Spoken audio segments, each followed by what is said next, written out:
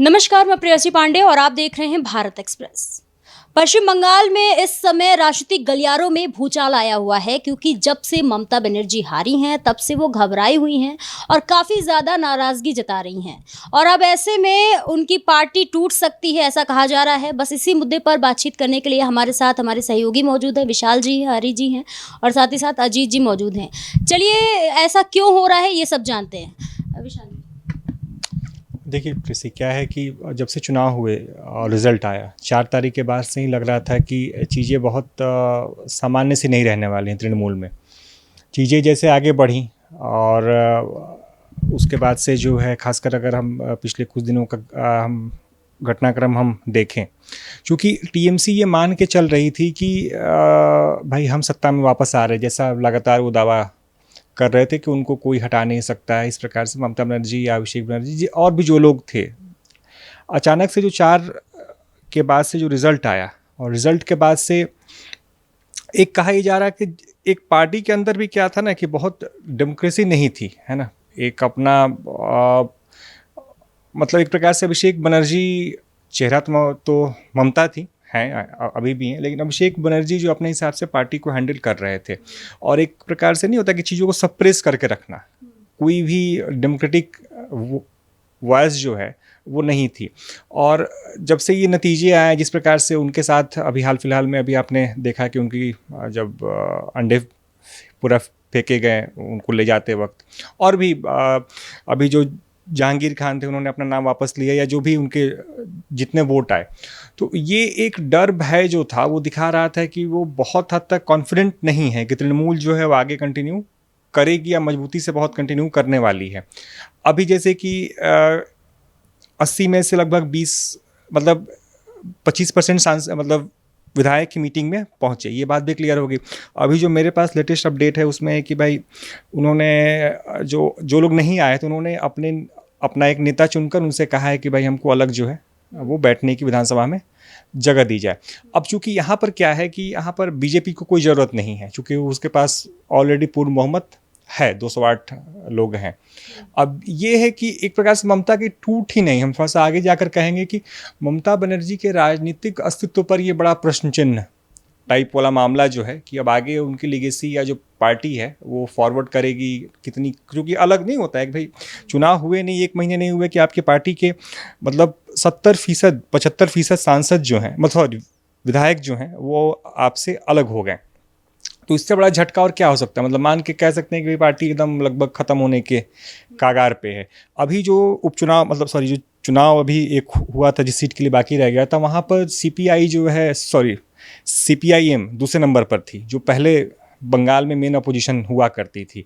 तो ये सब चीज़ें आप मिलाकर देखेंगे तो ममता बनर्जी के राजनीतिक या जो पूरा तृणमूल है उस पर बड़ा प्रश्न जो है लग जाएगा।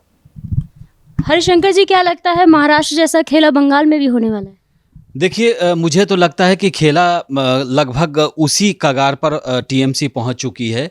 जो मतलब सिग्नेचर वाला जो मामला हुआ उसके बाद जो पार्टी ने 2 विधायकों को बाहर का रास्ता दिखा दिया, जो संदीपन हैं साहा उनको और ऋतुपर्णा बनर्जी हैं, उन दोनों को बाहर का रास्ता दिखाया। ऋतुव्रत बनर्जी हैं तो उनको बाहर का रास्ता दिखाया। उसके बाद कहा यह जा रहा है कि उनके साथ बहुत सारे विधायक हैं। अभी रिसेंट में जो रिजिजू दत्ता हैं, पार्टी के पूर्व प्रवक्ता हैं, अब पार्टी छोड़ दी है उन्होंने, तो वो उनका दावा है कि 50 जो है, उन्होंने विभीषण शब्द का इस्तेमाल किया है कि टीएमसी में 50 ऐसे मतलब विभीषण हैं जो ममता बनर्जी को मतलब छोड़ सकते हैं। और दूसरी बात है कि उन्होंने सीधे तौर पर अभिषेक बनर्जी पर सवाल उठाया है। पार्टी के अंदर ये काफ़ी दिनों से हलचल थी कि अभिषेक बनर्जी बहुत सारी चीज़ों को अपने कंट्रोल में लेना चाहते थे, क्योंकि ममता बनर्जी ने उनको भविष्य का नेता की तरह आगे कर दिया था। इसी बात को लेकर कई नेता अंदर अंदर से नाराज थे और पार्टी में किसी की सबसे ज़्यादा चलती थी तो वो अभिषेक बनर्जी हैं। ममता बनर्जी हार्डलाइनर दिखती हैं, लेकिन पार्टी में ज़्यादातर फैसला वो लेते थे, ऐसा आरोप लगता रहा है। तो ऐसी स्थिति में अगर 50-50 विधायक, अगर 80 में से 50 विधायक अगर बगावत के कगार पर पहुंच रहे हैं, जैसा जैसा कि उन्होंने दावा किया है, तो आप समझ लीजिए पार्टी की स्थिति क्या होने वाली है। अगर ऐसा टीएमसी में होता है तो फिर वही शिंदे वाली हालत हो जाएगी। लेकिन यहाँ पर महाराष्ट्र जैसा सिनेरियो नहीं है, क्योंकि यहाँ फुल फ्लेज 208 विधायक के साथ बीजेपी की सरकार है। और अभी बीजेपी के जो प्रदेश अध्यक्ष इससे पहले वर्तमान में भी हैं इस समय, उन्होंने सीधे तौर पे कहा है कि जो टीएमसी के बागी लोग हैं उनके लिए हमारी पार्टी में कोई जगह नहीं है। उन्होंने क्लियर किया है। लेकिन कुल मिलाकर के है कि अगर पार्टी टूटती है तो ये टीएमसी के लिए बहुत ही चुनौती भरा होगा। हालांकि पहले चुनाव के जस्ट बाद ममता बनर्जी ने कहा था कि जिनको जाना है वो जा सकते हैं, लेकिन पार्टी में जाना किनको है, वो कार्यकर्ता नहीं है, वो सब विधायक हैं। अगर ये 50 बागी हैं तो ये 50 के 50 विधायक हैं, और 80 में से 50 चले जाएंगे तो फिर 30 वाली पार्टी रह जाएगी, क्योंकि उनको पार्टी की मान्यता मिल जाएगी। और दूसरी बात है कि कहीं टीएमसी का जो चुनाव चिन्ह है वो कहीं उनके साथ ना चला जाए, जैसा शिवसेना के साथ हुआ मुंबई में। तो ये बहुत सारी चुनौतियां हैं, लेकिन आगे हर दिन हर घंटे डेवलपमेंट हो रहा है। लेकिन ये टीएमसी के लिए सबसे चुनौती भरा टाइम है। हालांकि ममता बनर्जी अभी धरने पर बैठने वाली हैं, लेकिन ये है कि क्या धरने से पार्टी बच जाएगी? धरना इसीलिए कि उनको बताना है कि अभिषेक बनर्जी पर हमला हुआ, उसके बाद कल्याण बनर्जी पर हमला हुआ, लोगों को बताना है। लेकिन ये तरीका कितना कामयाब रहेगा, क्योंकि जो पार्टी वहां जीत कर आई है वो पूर्ण बहुमत की सरकार है, 208 विधायक के साथ बीजेपी वहां पर सरकार में है। तो बहुत सारी चीजें हैं, पार्टी बचाने के लिए क्या यह धरना है? बहुत सी चीज़ें हैं जो अभी आगे निकल करके आएगा। लेकिन मुझे लगता है टीएमसी को बचाए रखना ममता बनर्जी के लिए बहुत बड़ी चुनौती होगी, अग्नि परीक्षा है बल्कि उनके लिए ये तो। जी अजीत जी, आपको क्या लगता है? देखिए, सबसे अहम बात कि 15 साल तक सरकार में रही ममता बनर्जी, और इस बार चुनाव में हार हुई है। हार किसी भी पार्टी की होती है, कोई भी रहता है, लेकिन जिस तरह से चुनाव के बाद माहौल बदला, और पूरे बंगाल में आप देखिए कि जो टीएमसी के बड़े बड़े नेता हैं उनकी पिटाई हो रही है, उनके ऊपर हमले हो रहे हैं, उनका विरोध हो रहा है। तो और उसके साथ साथ कई सांसदों ने इस्तीफ़ा दिया, यानी पार्टी के जो पद थे उससे इस्तीफ़ा दिया। काकोली घोष ने इस्तीफ़ा दिया, कई और सांसद हैं वो बोल रहे हैं कि नहीं हम पार्टी छोड़ेंगे। हालांकि बीजेपी के एक सांसद हैं सौमित्र खान, उन्होंने दावा किया कि 29 सांसदों में से 19 या 20 सांसद करीब वो टीएमसी तोड़ने के लिए तैयार है। उसके बाद आप देखिए विधायकों की बैठक बुलाई गई, जिसमें से 80 में से सिर्फ 20 विधायक पहुँचे, यानी 60 विधायक नाराज़ हैं। सिर्फ यही नहीं, ये 60 विधायक एक पार्टी बना सकते हैं, जैसा कि हरिशंकर जी में भी और विशाल ने भी बताया। इसके अलावा आप देखिए कि 100 पार्षदों ने चुनाव के बाद इस्तीफा दिया है। तो इतनी बड़ी संख्या में जिस तरह से, क्योंकि उनको लग रहा है, क्योंकि विरोध आप देखिए कि पश्चिम बंगाल में इतना विरोध किसी पार्टी का पहले कभी नहीं रहा, जो कि 15 साल सत्ता में रही। अभिषेक बनर्जी जो कि नंबर 2 हैं टीएमसी के, किस बुरी तरह उनकी पिटाई हुई, उनके ऊपर अंडे फेंके गए। उनके और सब नेता हैं वो पब्लिक में जा रहे हैं, उनकी पिटाई हो रही, पत्थर फेंके जा रहे हैं। कल्याण बनर्जी के सर में चोट लगी उस दिन। तो इन नेताओं को लगता है कि अगर हम गए पब्लिक में तो काफ़ी जो है इनकी विरोध हो सकता है, इनकी पिटाई हो सकती है, इनके ऊपर हमले हो सकते हैं। तो ऐसे में जो टीएमसी के नेता वो समझते हैं कि किस तरह से पार्टी चलाई गई, सिंडिकेट की तरह चलाई गई। 15 साल तक कट मनी लिया गया, वो पैसा अब भ्रष्टाचार दिखा हमने।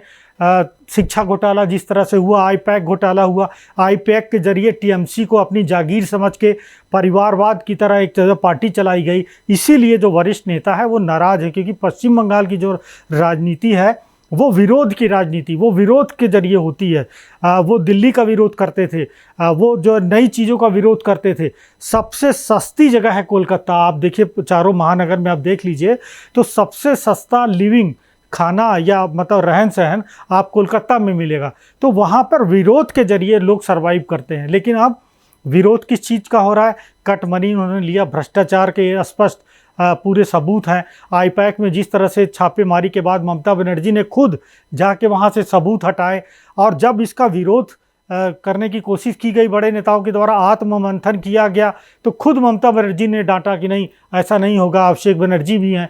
तो अब विरोध इस तरह से पहुंच चुका है कि ऐसा लगता है कि 5 साल तो अब तो बीजेपी वहाँ से हटने वाली नहीं है, तो 5 साल के बाद तो ममता को संन्यास लेना पड़ेगा, और ममता संन्यास ले लेंगी तो अभिषेक बनर्जी में वो कैलिबर नहीं है कि वो टीएमसी संभाल पाएंगे। इसीलिए टीएमसी में विरोध हो रहा है, चाहे वो सांसद हो, चाहे वो विधायक हो, चाहे वो पार्षद हो, कि अलग पार्टी बनाइए, नहीं तो ये पूरा का पूरा ख़त्म हो जाएगा। लेकिन दूसरी बात है कि बीजेपी कहती कि नहीं, हमको नहीं चाहिए, तो उनको नहीं चाहिए तो ये जाएंगे कहाँ? तो पुरानी टीएमसी रहेगी कि नई टीएमसी रहेगी? तो बड़ी दुविधा है बंगाल में, पूरी राजनीति को लेकर एक अजीब सी स्थिति बनी है। तो हम एकदम देख सकते हैं कि 5 साल बाद ममता का राजनीतिक भविष्य बिल्कुल भी अंधकारमय हो गया है, और अभिषेक बनर्जी जो कि ममता की छांव में पल बढ़ रहे थे, उनका भविष्य तो एकदम ख़त्म ही हो गया है। इसीलिए टीएमसी के नेता अलग होना चाहते हैं और अपनी पार्टी बनाना चाहते हैं। एक चीज़ और मैं ऐड करूं आपको कि पश्चिम बंगाल में आप चुनाव में आपको वापस लेके जाना चाहूँगा। ये चुनाव के आगे की चीज़ें हैं, डेवलपमेंट है, लेकिन चुनाव में जैसा अभिषेक बनर्जी की भाषा गृह मंत्री अमित शाह के लिए जो उन्होंने कही, वो एक परिपक्व नेता, क्या जो अनाड़ी नेता होगा वो भी ऐसे शब्द का इस्तेमाल नहीं करेगा कि आप रात को आइए हम देख लेंगे, फलाने के लिए, ढिमकाने के लिए। ऐसे ऐसे शब्द जो हैं आप देश के गृह मंत्री के लिए कह रहे हैं। विरोध हो सकता है, आपकी पार्टी दूसरी विचारधारा अलग हो सकती है, लेकिन क्या ऐसे शब्द इस्तेमाल आप कर सकते हैं? वहीं दूसरी पार्टियां लगातार भ्रष्टाचार पर फोकस करती रहीं। अब कहा जाता है कि समाज में जहां से आप जीत करके आते थे, जहां 15 साल तक आपने राज किया, वहां पर आपको मुंह दिखाना लोगों के बीच में मुश्किल हो रहा है। पार्टी के नेता पीट रहे हैं। अब आप आसान सा आपने तरीका ढूंढ निकाला है कि वो बीजेपी के वर्कर हैं, लेकिन अभिषेक बनर्जी पर जो हमला किया उनका कनेक्शन आ रहा है कि वो टीएमसी के लोग थे। तो आप पर हमला हुआ या किसी ने जानबूझकर कराया? ये साजिश किसने रची? आप पूरा देख लीजिए। आप अस्पताल पहुंच गए कि वो इलाज नहीं हो रहा, ऐसा कहीं होता है? ऐसा कहीं देखा है आपने कि इलाज ही ना हो? कोई राज्य का इतना बड़ा नेता अस्पताल में पहुंचे और इलाज ना हो? डॉक्टर कह रहे हैं कि आपको कोई प्रॉब्लम नहीं है, आप जा सकते हैं। ये कह रहे हैं कि इमरजेंसी में, आईसीयू में और फलाने जगह पर लेके जाइए। तो जब जिसको कोई परेशानी नहीं है, कि जिसको किसी तरह की दिक्कत नहीं है, तो आप उसको आईसीयू में क्यों, चाहे वैसी जगह पे क्यों ले जाना चाह रहे? कुल मिला करके पार्टी बचाने की कवायद है। लेकिन अगर 80 में से 60 विधायक ही बैठक डिले करना पड़ा, बैठक पोस्टपोन करना पड़ा है इनको, जब विधायक पहुंच ही नहीं रहे, इतने 18-19 सांसद जो हैं आपके एक पार्टी से बाहर जाने को तैयार हैं, तो मान लीजिए कि बीजेपी अपने साथ न भी लाए तो नई पार्टी बनेगी। या तो हो सकता है वही टीएमसी रहे। चुनाव चिन्ह का भी अब खतरा है ममता बनर्जी और उनकी पार्टी के लिए, कि ऐसा तो नहीं है कि चुनाव चिन्ह अब जो बड़ी पार्टी है उनके साथ में चला जाएगा। ये भी एकनाथ शिंदे वाली स्थिति है। एकनाथ शिंदे वाली स्थिति है, लेकिन शिंदे सरकार में आ गए थे, ये सरकार से बाहर ही रहेंगे। लेकिन मुझे लगता है कि हालात कुल मिलाकर के वैसे ही हैं, क्योंकि जब हार्ड लाइनर नेता हो, पार्टी का मुखिया हो और हार्डकोर तरीके से आप पार्टी चलाते हैं, तो उसका अंजाम वही होता है जो अभी टीएमसी में दिख रहा है। अच्छा, कैडर वही था जो पहले वामपंथ का कैडर था, बाद में आपके यहाँ शिफ्ट हो गया वो। तो कैडर आपने जो सिखाया है, कुल मिलाकर के अगर आम बबूल के फल बोए हैं तो आम उसमें कतई नहीं आएगा। आपने जिस तरीके से कार्यकर्ता को उकसाया बीजेपी के खिलाफ, जिस तरीके का कार्यकर्ताओं को बनाया, वो अब आप ही के खिलाफ हो गए। अब यही कैडर बीजेपी में चला जाएगा। यही कैडर बीजेपी में चला जाएगा। लेकिन बीजेपी इस तरीके से इस्तेमाल नहीं करेगी, क्योंकि वो कैडर बेस्ड पार्टी है। वो अपने पार्टी में तो ले लेगी, लेकिन आपको बीजेपी के हिसाब से चलना पड़ेगा, क्योंकि बीजेपी में इस तरह की चीज़ें नहीं चलती। किसी भी राज्य में आप चले जाइए, बीजेपी लॉ एंड ऑर्डर पर खास ध्यान रखती है और इस तरह के लोगों को कोई छूट नहीं देती कि आप कुछ भी मनमर्जी करें, लोगों पर हाथापाई करें, कहीं ये मतलब माहौल ख़राब करें। ये अलाउ नहीं करेगी, क्योंकि बीजेपी को भी अगली बार फिर 5 साल बाद उनको जवाब देना है। और बीजेपी जहां भी सत्ता में होती है तो 5 के बाद अगले 5 का भी सोच के चलती है। जी, एक मैं जानकारी यहाँ पे जोड़ना चाहूँगा कि भाजपा ने बंगाल में किसी भी नए सदस्य को बनाने पर रोक लगाई हुई है अभी। अगर मैं आपको जानकारी के लिए, चूँकि जो हरी जी ने जो बात जो कही और जो बात हो रही थी कि क्या हुआ, कि अब सवाल है कि जैसे कि आप देखिए, जो लेफ्ट में जो लोग थे, कैडर था जो सिंडिकेट चलाते थे, ये वही लोग हैं। नहीं होता फिर ये ममता में शिफ्ट हो गए। ये लोग नहीं होता है कि जो आदमी पावर सर्किल में है तो वो क्या करते हैं वो स्मार्टली जो है नहीं होता है कि अगर सत्ता चेंज हुई तो फिर वहाँ पे दूसरे के साथ शिफ्ट हो जाते हैं। तो मुझे लगता है कि इसको देखते हुए उन्होंने कहा है कि हम बहुत सोच समझ कर। हाँ, दूसरा जो बिंदु है, जहाँ तक विधायकों का तो नहीं पता कि क्या उसमें क्या रूप होगा, कि अलग पार्टी बनाएंगे, वो पार्टी कैसी होगी, वो अपने साथ बीजेपी लेगी कि नहीं लेगी, और भी। लेकिन मुझे लगता है कि सांसदों को लेकर भाजपा जो है जरूर इंटरेस्टेड होगी। अगर वहाँ पर, चूंकि इससे अपने आप को, चूँकि बीजेपी के पास पूर्ण बहुमत नहीं है खुद के ऊपर, तो अगर सांसद टूटते हैं, वो चाहे लोकसभा के हो चाहे राज्यसभा के, मुझे लगता है कि भाजपा दोनों हाथों से जो है उनका स्वागत करने में कोई कोर कसर जो है नहीं छोड़ेगी। बिल्कुल सही बात इसलिए है कि क्योंकि 240 है बीजेपी, और बीजेपी चंद्रबाबू नायडू और नीतीश कुमार के भरोसे है इस समय केंद्र में सत्ता में, और 18, 19, 20 सांसद अगर आते हैं तो फिर 260 तक पहुंच जाएंगे। बिल्कुल ये मौका तो कोई नहीं चुकेगा। इसीलिए विधायकों की ओर कोई नहीं ध्यान दे रहा है, क्योंकि 200 से ज़्यादा विधायक हैं। तो विधायक नहीं चाहिए, लेकिन सांसद चाहिए। राज्यसभा के भी सांसद आएगा तब भी उनकी लड्डू खाएंगे जो है वो। तो सांसदों को हम देख सकते हैं कि शायद वो बीजेपी में मर्ज हो जाएं, लेकिन विधायक पता नहीं मर्ज होंगे, अलग पार्टी बनेगी, या आगे चलकर क्या होगा ये देखने वाली बात है। लेकिन फिलहाल ममता बनर्जी धरने पर हैं, और धरने से काम चलेगा कि नहीं ये कतई आप मत समझिएगा कि धरने से सारी समस्या खत्म हो जाएगी। इससे कुछ खत्म नहीं होगा। वो मैसेज देना चाहती हैं कि हम डरे नहीं हैं, हम पीछे नहीं हट रहे हैं, हम आपके साथ हैं।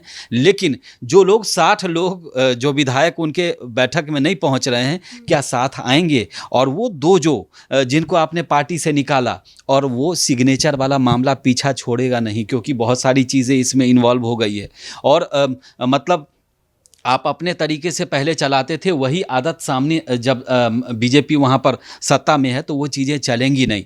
दूसरी बात है कि ममता बनर्जी इस समय सबसे ज़्यादा संकट में है। इतना संकट शायद पिछले 15 साल में उन्होंने कभी नहीं देखा था। एक तो पार्टी की सरकार चली गई, दूसरा कि एक के बाद एक मामले में वो फंस रही हैं। फंस उनके नेता भी रहे हैं, विधायक भी रहे हैं, और अब तो पूरे पार्टी में अगर दो फाड़ होता है तो उनके साथ बचेंगे कितने लोग, यही सबसे बड़ी चुनौती है। और पार्टी को बचाना, आप बोल कितना भी लें, धरना प्रदर्शन कितना भी करें, लेकिन सबसे ज़्यादा इस समय क्राइसिस मैनेजमेंट अगर आपने कर लिया तो पार्टी बच गई। नहीं तो फिर टूटने के बाद क्या होता है, ये आप शिवसेना जो उद्धव ठाकरे गुट है उसका हाल देख लीजिए, वैसा ही कुछ हो सकता है। तो देखिए, अब ये तो आने वाले वक्त में ही पता चलेगा कि टीएमसी टूट सकती है या नहीं टूट सकती है, और टीएमसी की राजनीति क्या रुख अपनाती है। फिलहाल इस खबर में इतना ही। ऐसे ही और भी तमाम खबरों को देखने के लिए बने रहिए भारत एक्सप्रेस के साथ।